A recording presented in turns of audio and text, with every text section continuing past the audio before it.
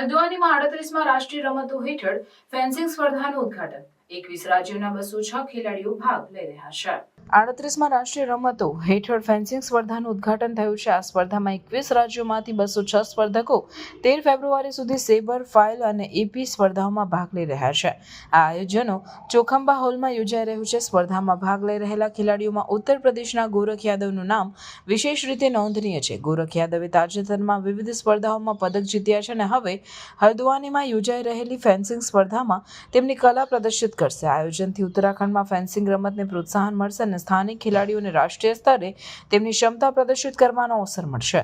ખેલાડીઓની મહેનત અને સમર્પણથી આ સ્પર્ધા સફળ થશે, જેના કારણે ફેન્સિંગ રમતને વધુ લોકપ્રિયતા મળશે। આ સ્પર્ધાના આયોજનથી ઉત્તરાખંડમાં ફેન્સિંગ રમતને પ્રોત્સાહન મળશે અને સ્થાનિક ખેલાડીઓને રાષ્ટ્રીય સ્તરે તેમની ક્ષમતા પ્રદર્શિત કરવાનો અવસર મળશે। ખેલાડીઓની મહેનત અને સમર્પણથી આ સ્પર્ધા સફળ થશે, જેના કારણે ફેન્સિંગ રમતને વધુ લોકપ્રિયતા મળશે।